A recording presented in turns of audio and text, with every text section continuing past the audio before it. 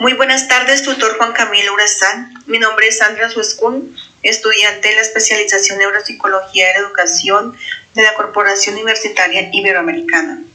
A continuación abordaré los siguientes temas que fortalecen el lenguaje. Conceptualización del lenguaje, bases neurobiológicas del lenguaje, modelos teóricos del lenguaje. Contextualización del lenguaje. Comenzamos explicando un poco de historia de las alteraciones del lenguaje que fueron las que intrigaron la comunidad científica, especialmente cuando no había un deterioro cognitivo, cuando no habían deterioros cognitivos en el cerebro. El estudio del lenguaje y sus trastornos no solo fueron necesarios para afianzar el desarrollo de la neuropsicología desde la mitad del siglo XXI, sino que ha sido una de las áreas más fructíferas. Los primeros programas de rehabilitación cognitiva trataron de remediar los trastornos del lenguaje, especialmente los cuadros afásicos. Después de una trayectoria de 100 años, la introducción al neuroimagen funcional ha venido enriqueciendo el conocimiento de la neuropsicología del lenguaje. ¿Qué es el lenguaje? El lenguaje es un sistema de comunicación simbólico que se manifiesta a través de las lenguas, que son un sistema estructurado de signos que expresa la idea. La palabra es la representación del lenguaje. Se realiza a través de la palabra y la escritura, mediante los órganos efectores musculares de las extremidades superiores y del sistema bucofonatorio. El lenguaje tiene 3 niveles. Monemas, unidades más pequeñas dotadas de significado, puede tener contenido semático. Fonemas, unidades de la segunda articulación, se define como unidades menores de sonido. Está formado por 24 fonemas en el caso del idioma del español. Rasgos pertinentes, unidades de 3 articulación, que son los movimientos del aparato bucofonatorio. Trastorno del habla y del lenguaje.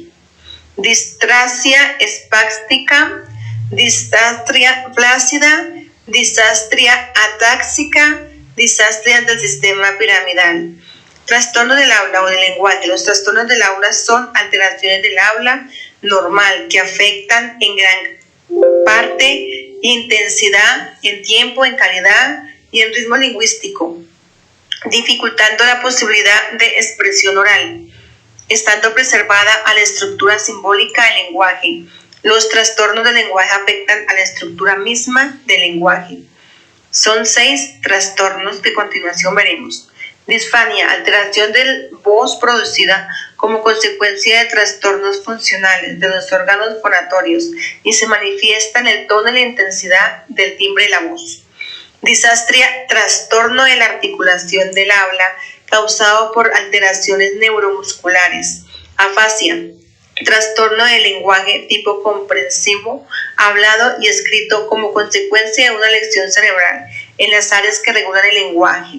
Dislalia, trastorno de las articulaciones de fonemas, no están causados por patologías del sistema nervioso central ni de los órganos fonatorios. Disfemia, trastorno de evolución, se caracteriza por el bloqueo espasmódico. Disglosia, trastorno de la pronunciación causado por lesiones y malformaciones estructurales que afectan el habla. Bases neurobiológicas del lenguaje.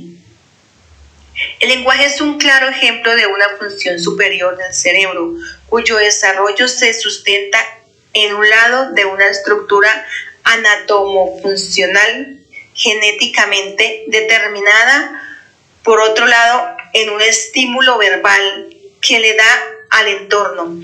Dentro de la estructura anatomofuncional participan diversos sistemas y subsistemas que actúan en serie y en paralelo. Gran parte de nuestro conocimiento sobre las bases neurofisiológicas del lenguaje provienen de las observaciones de pacientes adultos con lecciones suscritas, sus consecuencias afásicas, que son trastornos causados por una lesión cerebral. A ello le han agregado en los últimos tiempos estudios con imágenes funcionales.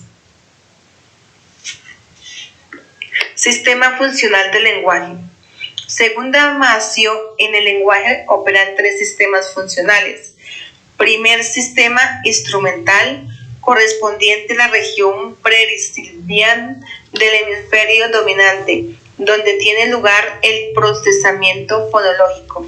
Segundo sistema, que abarca áreas temporales, frontales y parietales que rodean al anterior y donde el léxico se organiza en forma modular de acuerdo a categorías, acciones y palabras.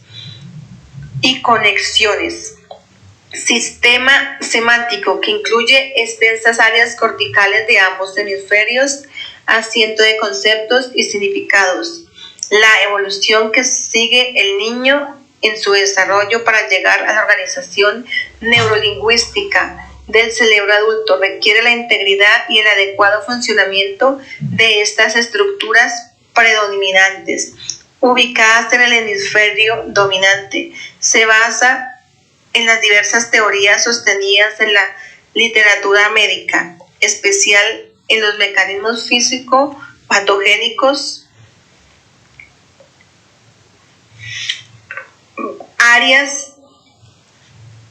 área de Broca y área de Warnis.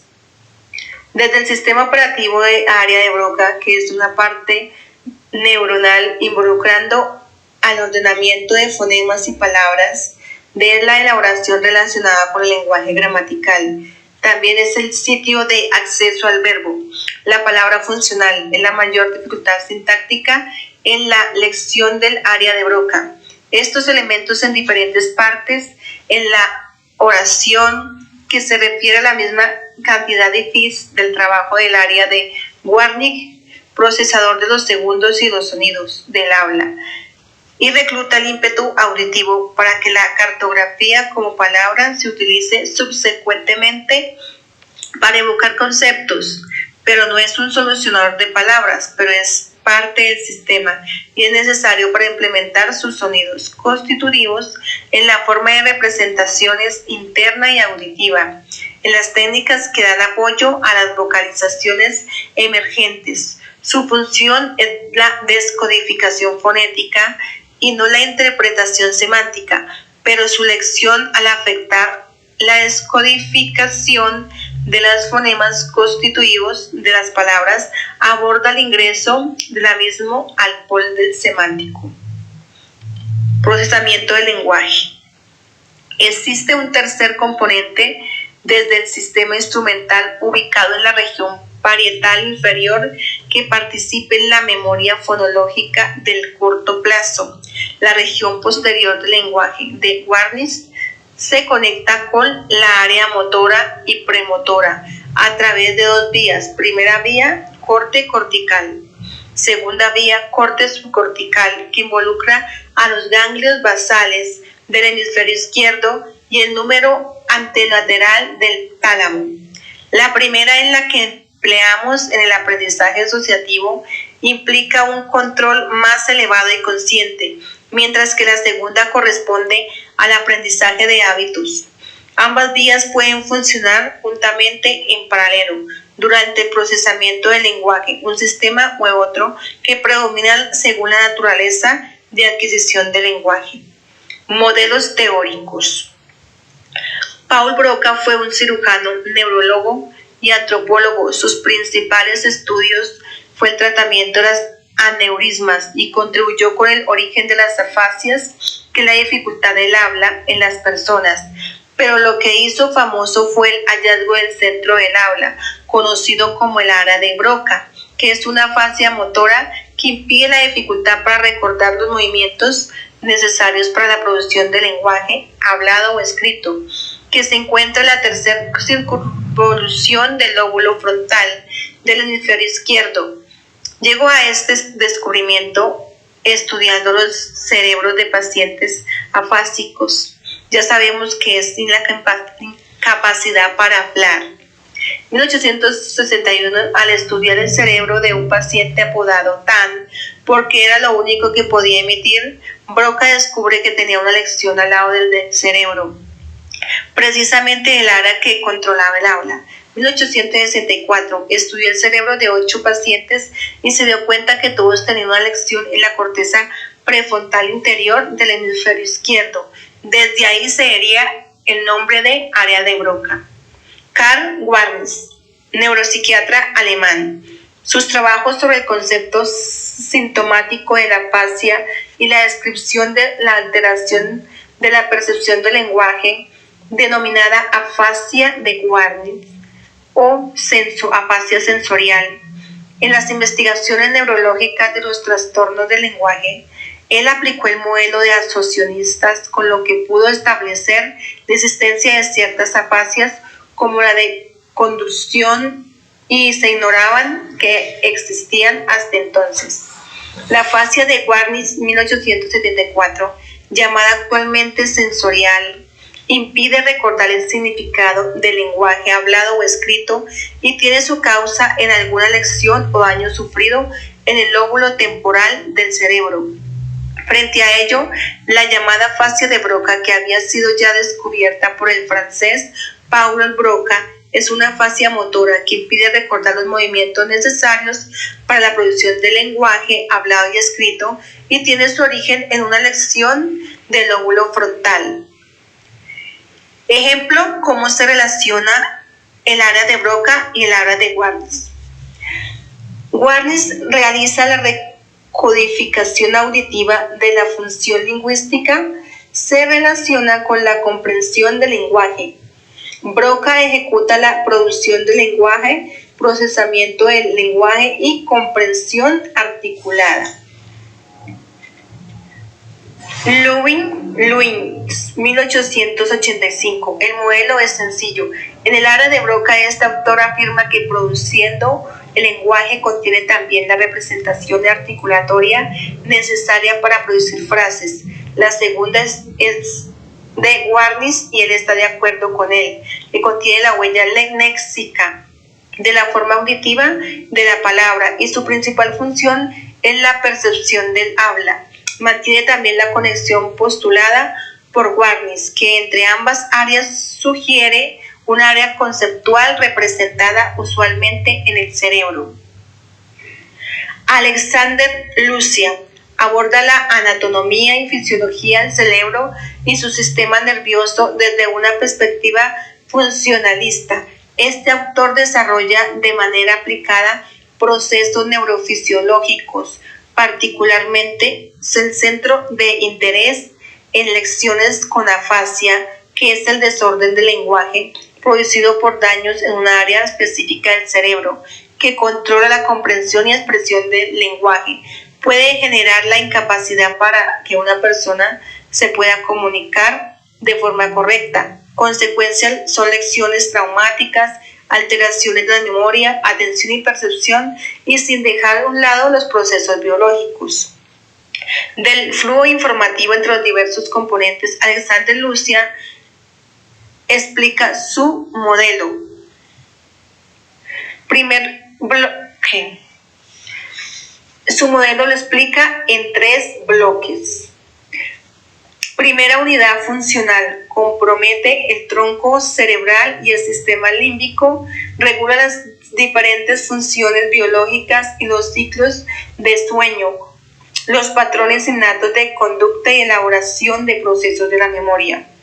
Segundo bloque cerebral.